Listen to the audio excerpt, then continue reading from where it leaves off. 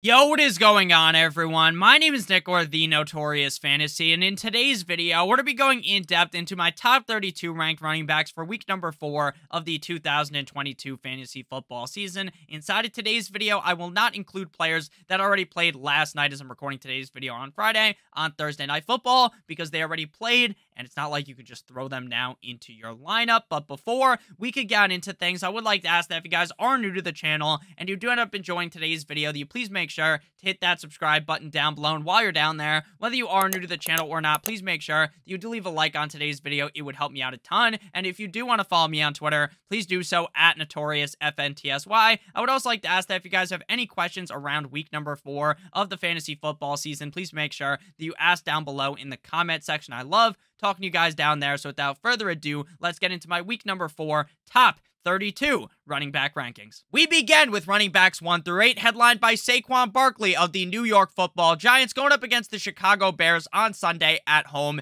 in MetLife. This game has all the makings of being a very run-heavy affair. Both the New York Football Giants and the Chicago Bears love nothing more than running the ball. It seems like both of these teams do not trust their quarterback worth anything, and they want to continue to run the rock. Right now on the season, Saquon Barkley has played in 3 games, 53 rushing attempts for 317 rushing yards, which is 6 yards per attempt. He also has 13 receptions, 91 receiving yards, and 2 touchdowns total. He finished as the RB1 in week 1, RB17 in week 2, and the running back number 5 in week number 3 in half PPR. Saquon Barkley is in for a huge game this week up against the Chicago Bears, but I'm sure you already knew that. You don't need me to go crazy in depth when it comes to these upper echelon players. At number 2, we got 9-inch Nicholas Chubb, running back of the Cleveland Browns, going up against the Atlanta Falcons this week in Atlanta. In week number 1, Nicholas Chubb was the running back 14, week 2, running back 1, and week number 3 up against the Pittsburgh Steelers, running back number 9, having 23 carries for 113 yards, 1 target for 0 receptions, 1 touchdown, and 17 fantasy football points. He has had 2 games this season with over 100 rushing yards, and it would be no surprise to me at all if he absolutely skull-fucked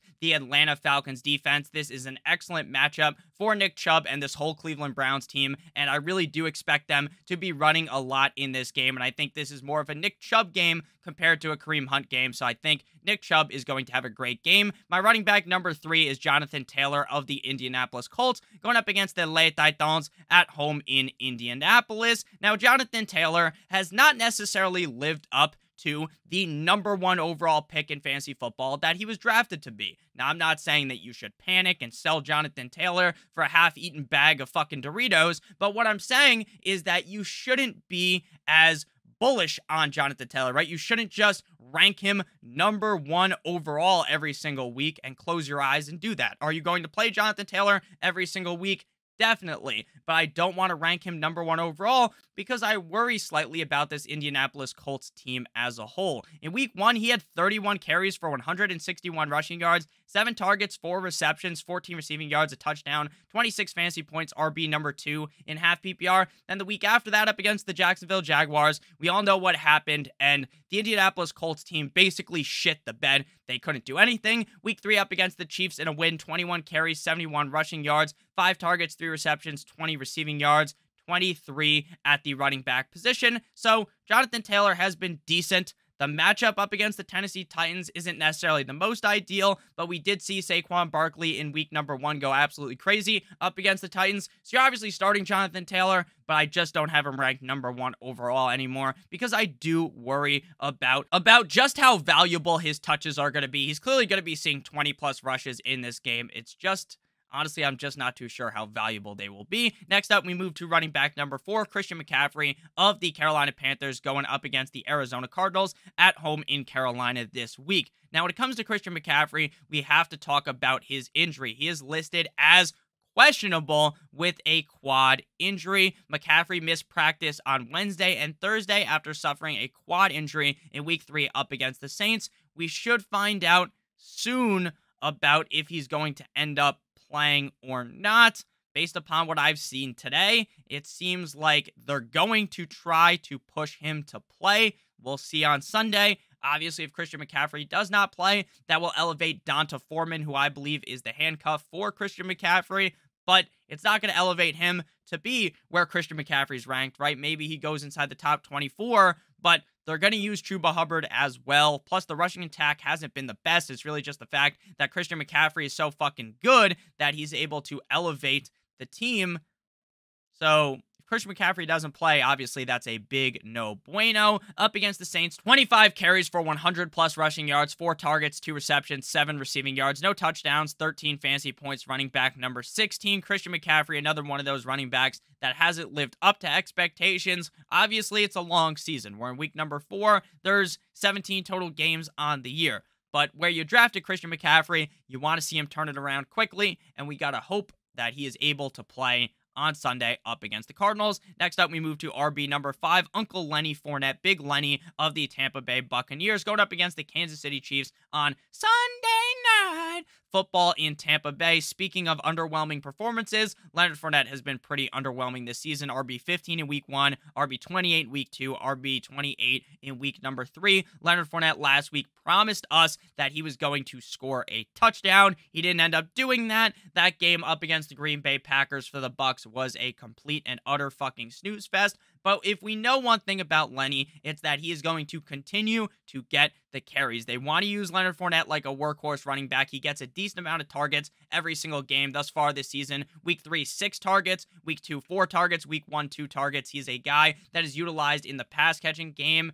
They have wide receivers that are banged up. Not too sure if Godwin's going to go. Evans obviously going to play, but Julio might not play. They're going to utilize Leonard Fournette a ton, and I think eventually the pendulum is going to swing positively for Leonard Fournette. We saw just how fucking good he was last season. I genuinely think Leonard Fournette's in a slump right now, but I think he's going to be able to escape it. At number 6, we have a surprise player here, Jamal Williams, Jamal with 2 A's Williams of the Detroit Lions. Now, right now, it is basically safe to say that DeAndre Swift is going to be out on Sunday. I've seen speculation. One of those Twitter guys that kind of tweets out who's in or out tweeted that DeAndre Swift was out, and then 5 seconds later, someone else tweeted that it seems like he's going to be out. So I don't think he's necessarily out right now at 11:56 a.m. as I'm recording this on Friday, but things aren't seeming the best like he's going to play. So my assumption is Jamal Williams is going to be the guy on Sunday. Jamal Williams has been fucking amazing in fantasy football, and he hasn't even been given the boatload of carries because DeAndre Swift was healthy. Last week, up against the Minnesota Vikings in Minnesota, 20 rushes, 87 rushing yards, 2 targets, 2 receptions, 20 receiving yards, 2 touchdowns, RB number 2 at the end of the week. This matchup up against the Seattle Seahawks should have you fucking salivating if you are the Jamal Williams owner.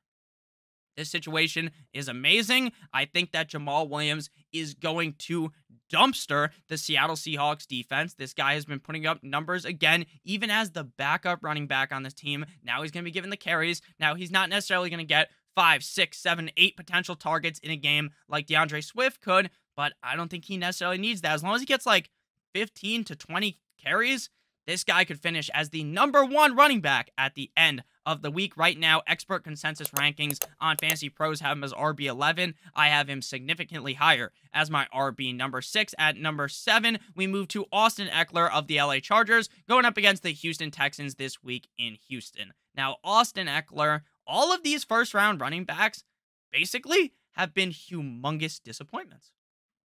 Austin Eckler is a guy last year who dominated for the LA Chargers because he was seeing all of the touches. They weren't bringing in any change of pace backs. They weren't working in these other running backs as much. This year, it seems like they don't want to give too much to Austin Eckler, and they want to work other guys in. 14 rushes week 1, 14 rushes week 2, week 3 up against the Jaguars. I'll just kind of take that game out of the equation because they got absolutely dumpstered in that game. 4 rushes for 5 yards, 8 targets, 8 receptions, 48 receiving yards, 9 fantasy points, RB 29 at the end of the week in half PPR. Austin Eckler is still getting the targets, which is promising. But I am more and more worried every week for Eckler.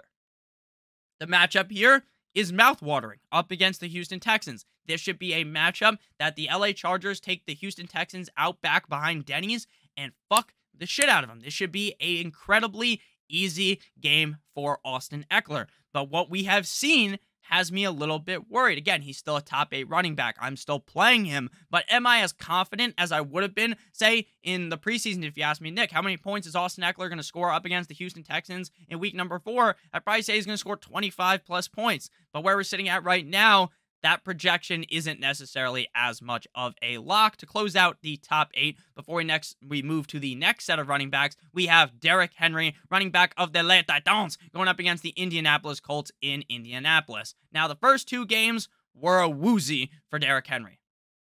Running back 33 and running back 26. 33 up against the Giants, 26 up against the Buffalo Bills. And people started to panic. People started burning cars in the street, flipping cars over. That's not actually what happened, but people really shit their pants on Derrick Henry. People were talking about, oh, do I trade Derrick Henry for this? Do I trade Derrick Henry for that? And I tried to tell everyone, do not panic on Derrick Henry.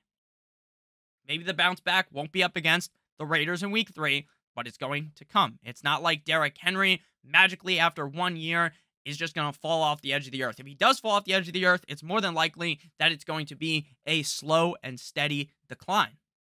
And maybe that would happen throughout the year. Maybe he was finished, but I wasn't ready to say, this guy is fucked. He screwed you over based upon 2 weeks. Last week up against the Las Vegas Raiders, he had 20 rushes for 85 rushing yards, 6 targets, 5 receptions, 58 receiving yards, a tug, 23 fantasy points, running back number 3 at the end of the week. Now, do I ever expect Derrick Henry to get 6 targets and 5 receptions in a game again?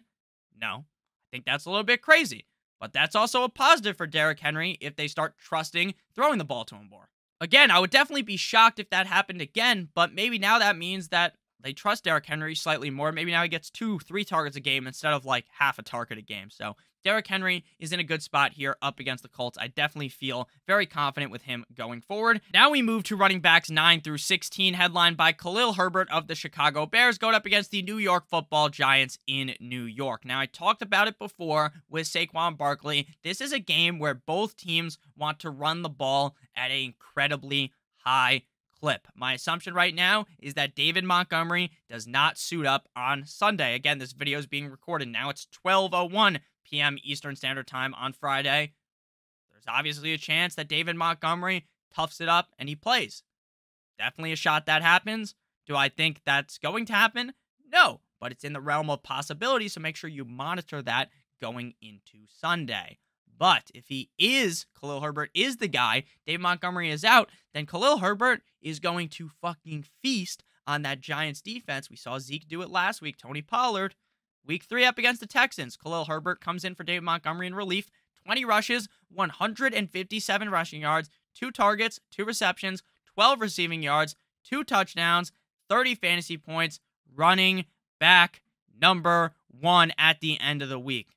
I'm not saying Khalil Herbert is the second coming of fucking Barry Sanders or something crazy that's like the best running back in the NFL, but this team wants to run the football. They do not trust Justin Fields. They want to run the ball, and Khalil Herbert is going to run the ball with efficiency. Right now in the season, he is averaging 7.3 yards per carry. He's not going to see a ridiculous amount of targets. 2 targets week 3, 1 target in week 2, and 1 target in week number 1. So he's not going to be a target hog for this team, but he's going to get the ball. He's going to do great things with it. I like Khalil Herbert a ton this week. Next up, we move to James Robinson of the Jacksonville Jaguars, going up against the Philadelphia Eagles in Philadelphia. A top 10 finish in the first 3 weeks of the season in half PPR. Travis Etienne looks like the greatest handcuff you've ever drafted because you had to pay a 5th round price for him. James Robinson is dominant. It's like this guy never even got fucking hurt last year. I have always been a big fan of James Robinson since he became the lead back for the Jacksonville Jaguars, and it seems like he has never looked back from that point a couple of years ago after they got rid of Leonard Fournette. 19 fantasy points week 1, 15 week 2, 19 in week number 3 up against the Chargers, 100 rushing yards on 17 attempts, 3 targets, 3 receptions, 16 receiving yards, and a touchdown. He has scored 1 touchdown in every single game of the season, 2 in week 1, 1 in week 2, and 1 in week number 3. The Philadelphia Eagles defense is definitely tough. This is going to be a tough test for James Robinson, but he also played good against the Chargers run defense, the Colts run defense, and the Commanders run defense. So I think James Robinson will be just fine. At number 11, we have Naji Harris of the Pittsburgh Steelers going up against the New York Jumbo Jets. Now, I feel like earlier on in the week, I didn't fully think about just how good of a matchup this is for Naji Harris. I let my feelings get in the way of what could actually happen. Now, Naji Harris hasn't looked the best. Right now, he is the RB number 18 in half PPR. He's averaging just 3.2 yards per attempt, but he's still seeing the targets. And even with Kiss and Titties Mitchell Trubisky under center, I do have high beliefs in Naji Harris. I really think he could have a good game here. I don't think this is necessarily a smash spot where he's like the running back number 1, but could he creak into the top 10 easily? Naji Harris, my running back number 11. At number 12, we have Cordero Patterson of the Atlanta Falcons going up against the Cleveland Browns. Now, there was some worry going in a couple of days ago about how Cordero Patterson wasn't practicing. He didn't practice on Thursday. I'm hoping he practices today. Obviously, if he doesn't play, you don't want to fucking play him. 2 games this season with over 100 rushing yards. His target number has decreased. I thought he'd be seeing more targets. 5 targets week 1, and then only 1 target apiece in week 2 and week number 3. But even with the decreased passing workload, or receiving workload, I should say, running back 4, running back 51, he shit the bed up against the Rams, but that was a tough matchup. And then running back number 4 up against Seattle. I like this matchup up against the Cleveland Browns defense. Again, Cordero Patterson will be just fine as long as he plays. Next up, we move to running back number 13, Alvin Kamara of the New Orleans Saints, going up against the Minnesota Vikings in London at 9:30 a.m. Eastern Standard Time. So Alvin Kamara is potentially in a humongous spot here because of the injuries around Alvin Kamara. Michael Thomas will not play. Famous Jameis Winston, my boy, will not play. So now Alvin Kamara is in a situation with Andy Dalton, the Red Rifle, as a guy that might just get a million dump-offs sent his way. Obviously, the team won't be at its peak without Michael Thomas and without famous Jameis Winston, but I still think Alvin Kamara gets it done for fantasy. He's also been underwhelming again. All these RB1 guys, the guys that everyone talked up in the first round, have been disasters. But I think in this game, up against the Vikings with Andy Dalton under center, we see a big bounce back performance for Alvin Kamara. My running back number 14 is Javonte Williams of the Denver Broncos, going up against the Las Vegas Raiders. Now, speaking of dumpster fires that we've talked about this entire video, the Denver Broncos offense has been abysmally bad, shockingly bad. If you told me this is how the offense would have looked in August, I would have thought you were fucking crazy. I would have thought you were a crazy person, because it really doesn't make sense. It doesn't add up that an offense with as much firepower, Cortland Sutton, Jerry Jeudy, KJ Hamler. I know KJ Hamler is necessarily the cream of the crop, but I think he's good. Javonte Williams, Melvin Gordon, Russell Wilson, Mr. Unlimited, and yet they suck donkey cock. They are awful. It is actually embarrassing. Nathaniel Hackett should be executed in front of Mile High Stadium for treason if this team keeps playing this bad. And things keep getting worse for Javonte. Running back 16 week 1, you're like, oh, should have been a better game, but it's okay. He'll bounce back against Houston. Against Houston, plays worse. Running back 22. Up against San Francisco, worse again. Running back 33. I'm running out of excuses to make for the Broncos. This is a easy matchup. Easy peasy lemon squeezy up against the Las Vegas Raiders, who are atrocious defensively. Javonte Williams should take this team and pick them up like how Hulk picked up Loki in the Avengers and fucking just keep smashing them around. It should be easy. But I already know it's not going to be easy. It's going to be a hard-fought game for Javonte Williams. I think he gets it done this week, but we're going to have to start panicking immensely if Javonte Williams shits the bed here up against the Raiders. Running back 15, Aaron Jones. This is going to be a rocky roller coaster for Aaron Jones all year long. I already know. Week 1, running back 29. Week 2, running back number 2. Week 3, running back 52.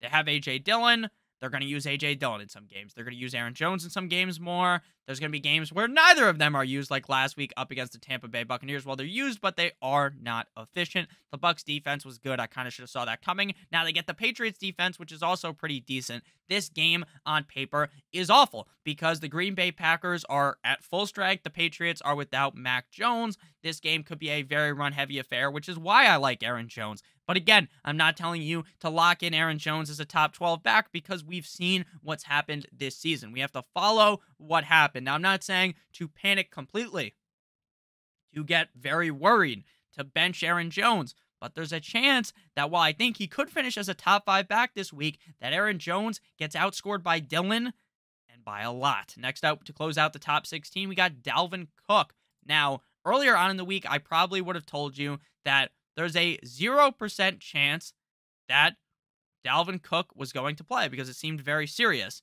But now, Dalvin Cook is off the injury report and will play up against the Saints in London, according to Tom Pelissero.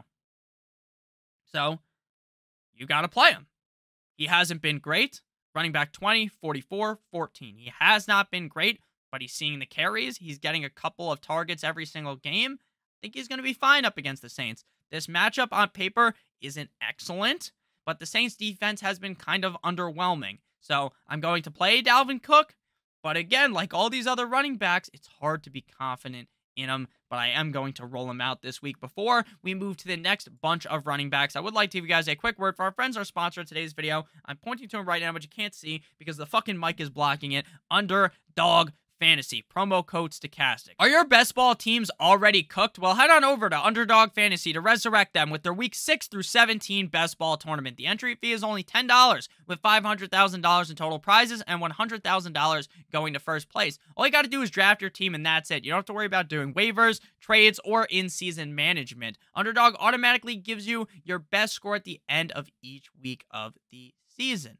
That's my favorite thing about best ball. I don't have to worry about sitting there on the toilet on Sunday, tinkering with my lineup, fucking with my lineup, and putting the wrong guy in. I don't want to worry about going on waivers on Tuesday, setting up, making a million fab claims. I don't want to worry about calling up my friend, trying to make a trade. They can't make the trade. They're too busy.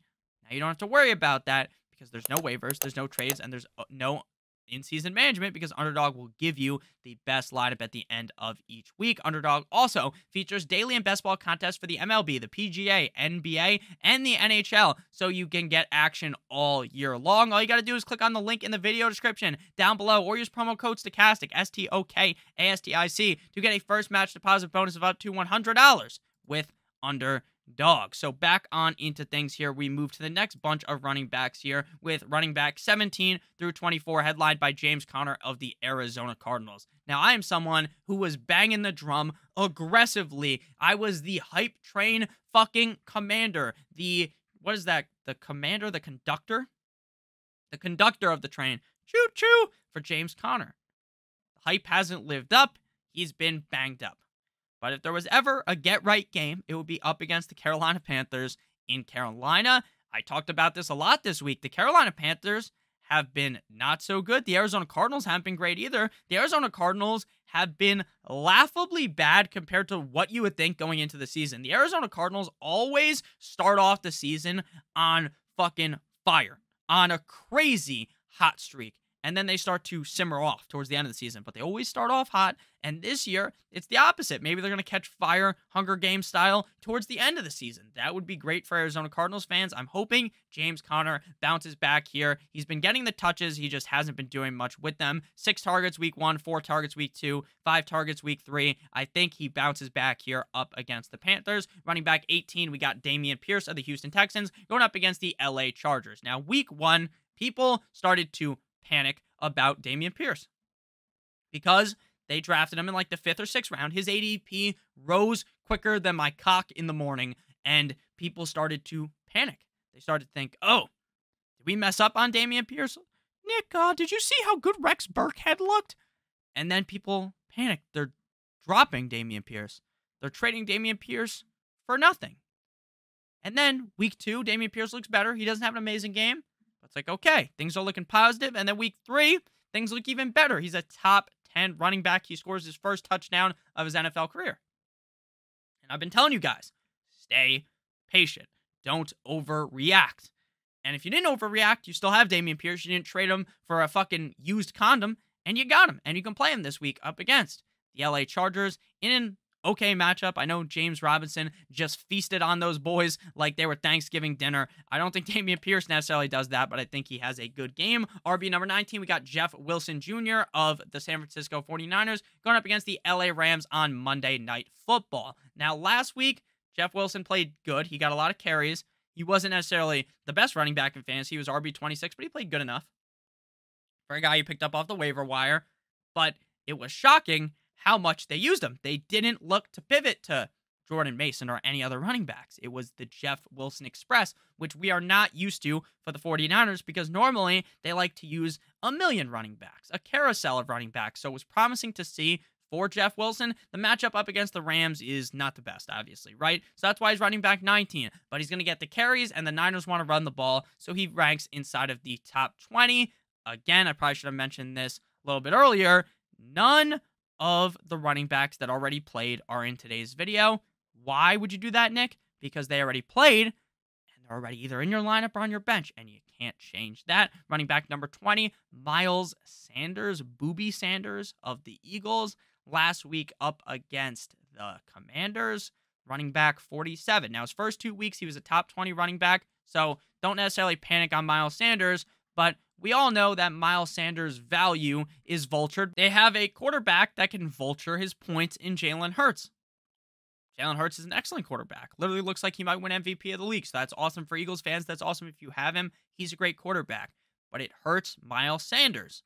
Sanders has looked decent. He hasn't looked great. They have other running backs that they're going to use as well. So you can keep starting Sanders, but not with the utmost confidence that some people have. This matchup is good up against the Jaguars, so he's ranked inside the top 24 pretty easily, but I'm just not as excited about him as it seems some other people are. Running back 21, Antonio Gibson. This guy's about as exciting as watching, I don't even know, watching paint dry maybe. That's something that's super unexciting. 3.1 yards per carry. 3.1 yards per carry. You heard that correct. 3.1 yards per fucking carry. Last week, if he didn't score, he not only would have shit the bed in your lineup, he would have shit the bed and lit the bed on fucking fire. It was bad. It was extremely bad for Antonio Gibby Son. Now, he's still the guy. Dallas defense is tough, but they just got a train ran on him by Barkley. But also, my head tells you, hey, Barkley's amazing. That's why he did good against Dallas. Not because of the matchup. It's because he's so good. So, start Gibson, but I want to forewarn you that if you have Gibson and Brian Robinson returns next week, which seems more and more possible, then Antonio Gibson might be finished. With a capital F-I-N-S-H-E-D. Finished. Did I forget the E? I think I did. Bit of an idiot, as you guys know. But he's finished in all caps. If Brian Robinson returns and looks good, because I believe Riverboat Ron wants to use him and not Gibson. Gibson fucking sucks. He's just in a good situation. He's not performing well. So, I'm a little bit worried about Mr. Gibby Son, 22, A.J. Dillon. Now we're kind of in the range where things are getting murky. A.J. Dillon, again, he gets the touches last week, doesn't do much with it. Week 1, he plays great up against the Vikings. Week 2, not so much. Week 3, not so much again. So this could be a big Dillon game. This could be a big Aaron Jones game, or this could be a game where we get the big middle finger from both of them, Eli Manning style when he was on the Manning cast, and we get basically told to go fuck ourselves. That's also going to be a potential outcome here. Dillon's fine. He has a lot of upside, but his floor is the basement. Next up, we got number 23, Josh Jacobs of the Las Vegas Raiders up against the Denver Broncos. Now, Josh Jacobs continues to get a lot of touches. He continues to get the high-value touches. The issue is that the Las Vegas Raiders suck complete and utter donkey hog, and they can't fucking do anything. It's embarrassing. It's embarrassing because Jacobs every week should be doing much better. The problem with Jacobs is they don't just use Jacobs. They want to use other running backs. That's just the Josh McDaniel special. It's his specialty. So, I'm going to continue to tell you to start Jacobs. I'm going to continue to tell you that he's risky every week because if he doesn't score, he doesn't find pay dirt, he's probably going to suck, but he saw more targets last week, 5 targets. 5 receptions. He had 69 yards. Very nice in week number 2, 66 yards in week number 3. This is his best matchup yet, though. Chargers, Cardinals, Titans thus far. I think he gets it done. But again, I'm not very excited to start him. To close out the top 24, we have Ezekiel Elliott of the Dallas Cowboys going up against the Washington Commanders. Last week, Zeke bounced back. He bounced back. He finally looks good for once. He's not seeing really any targets, 2 targets, and then 1 target weeks 1 through 3. Nothing special. He scored last week. They should, realistically, if the Dallas Cowboys are playing up to their potential, they should absolutely butt-fuck the Washington Commanders without the use of any lube. Again, I don't love Zeke because I don't think he's been impressive this year, but there's a lot worse options than him. Now we move to running backs 25 through 32. I had to move Clyde Edwards-Hilaire down a peg, and honestly, I think I'd rather get pegged than start a couple of these running backs that are back here inside of the top 32. But Clyde Edwards-Hilaire, the matchup's brutal. Brutal up against the Bucs. He's going to get 7, 10 rushes a game, going to get a couple targets, could score. He'll be fine. He's been a top 24 running back every single week, RB6, 10, and 17. Last week, he was bailed out by a touchdown, 7 rushes for 0 yards. Impressive.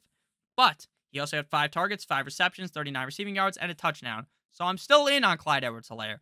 But the matchup is not the best. Running back 26, Kareem Hunt. I talked about 9-inch Nicholas Chubb, and I talked about how this is a Chubb week, in my opinion.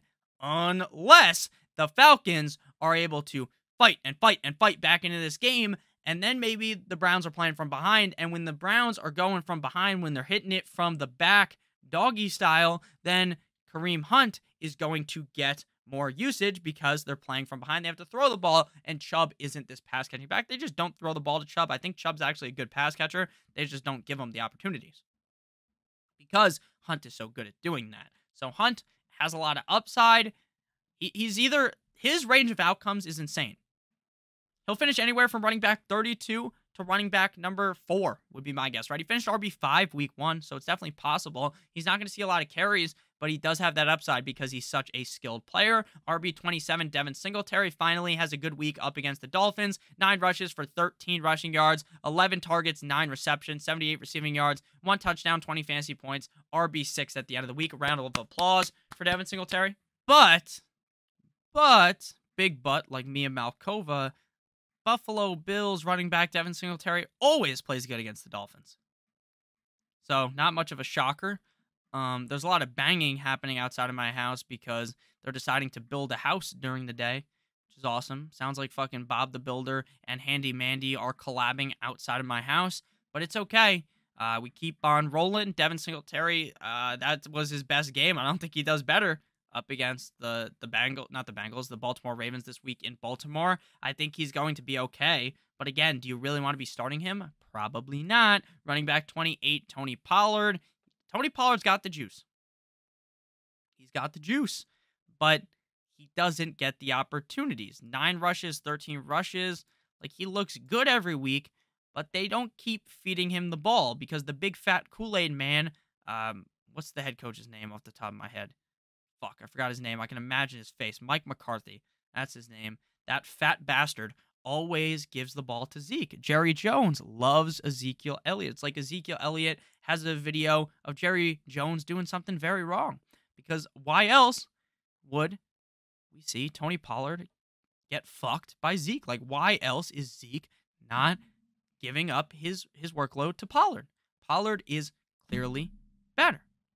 He is clearly better. But the team doesn't see that. They don't. So while I like Pollard as a player, while I think he's incredibly talented, you're always going to have to rank Zeke higher because Zeke will always be given more opportunity. Running back 29, Rashad Penny. Now, if there's ever a game for Rashad Penny to prove me correct, because I loved Rashad Penny, it would be this game up against the Lions. A high-scoring, rock'em, sock'em, robots-esque match. 2 teams beating the shit out of each other. It would be this game. But I don't know if I believe it. Like, I see the writing is on the wall. This is the matchup. This is the game where Penny and DFS wins me $1 million. But this could also be the game. Why the fuck did my voice just crack? This could also be the game where Rashad Penny shits the bed again. Running back 36, 70, and 34 in the last 3 weeks. He's given the carries. He's not getting any targets. They're without the other running back, so it's basically just Rashad Penny and Kenneth Walker. So if there's ever the week for it to be Rashad Penny season, it's this week, and I hope it happens. But if there was also ever a week, it would be last week up against the Falcons, and it didn't happen. So tread lightly. Running back 30, J.K. Dobbins. Dobbins was drafted highly. Didn't look that great last week. 7 rushes, 23 rushing yards, 2 targets, 2 receptions, 17 receiving yards, 5 fantasy points. Running back 45 up against the Patriots. Now against the Buffalo Bills. Another tough run defense. I don't really expect the greatest of things out of Dobbins. I don't think you should panic on Dobbins because you already held him this far. You might as well continue to hold him. Up against the Bills, things aren't going to be the best, but up against Cincy, the Giants, the Browns, he could definitely get things done the next couple of weeks. Just as of right now, I don't really want to be playing J.K. Dobbins, RB31, Breece Hall of the New York Jumbo Jets, RB40, 12, and 18 the last 3 weeks. Things started to look good the last 2 weeks. But now we see the MILF hunter, Zach Wilson, be the starting quarterback of the team. Now, I'm not saying that Zach Wilson is going to hit this team with a fucking power bomb and make them worse. They might be significantly better with Monsieur MILF Hunter Zach Wilson under center. But I want to continue to mention and push this narrative that Joe Flacco dumped the ball off at a crazy rate. 11 targets, 6 receptions. 9 targets, 6 receptions. To Breece Hall. In the first 3 games, he had 2 games over 9 targets. Do you think that is going to happen with Zach Wilson? Survey says, no. No, it's not going to happen with Zach Wilson instead of Joe Flacco. I just don't think it will. Could it? Definitely, but I don't think it will, and I think it is going to submerge Breece Hall's value until he becomes the clear workhorse running back on the team. And I do strongly believe at some point in the season, Breece Hall will be handed the keys and he will be the guy. I just don't know when it's going to happen. Closing out the top 32, Ramondre Stevenson looked good last week. Scored a tug, running back number 8, up against the Packers if Mac Jones was playing. Now, there's a report that Mac Jones was practicing today. He's at practice. That makes no sense. That makes no sense. Now, I'm not someone who jokes about injuries, right? I saw what happened to Tua last night, and it hurt me. It hurt me. Not just because I'm a Dolphins fan, but because anytime there's an injury like that, when, like, I don't even know how to describe it. When you see the guy on the ground like that, it just makes me sad. It makes me feel like shit because I love watching football, but that's something that can happen. So, I'm not making fun of Mac Jones in any way. But Mac Jones legitimately looked like he was being carried off, like his legs just got blown off and Saving Private Ryan. I'm not saying that's a crazy reaction to what happened to him. He clearly got hurt. And now people are talking about how he could play this week. He's not going to play this week. That is an incredibly insane thought process to have. He is not going to play this week. So, like, with Brian Hoyer, do you think, like, Stevenson looks good, but do you think they're going to move the ball enough for Stevenson to be useful? No, probably not. Now, he seems better than Harris right now, but last week I would have told you Harris looked better. This backfield is confusing. So Ramondre Stevenson, RB32. There's worse options than him, but there's also a lot of better options than him. So thank you guys for watching today's video. If you ended up enjoying, please make sure that you hit that like button down below as well as that subscribe button. It would help me out a ton. And if you do want to follow me on Twitter, please do so at NotoriousFNTSY. I love each and every single one of you guys. If you have any questions down below, ask them down below. Or if you have any questions down below. If you have any questions, ask them down below in the comment section. I love talking to you guys down there. I love all you guys deep down in my heart. I hope you guys have a great rest of your guys' day. And as always, good boy.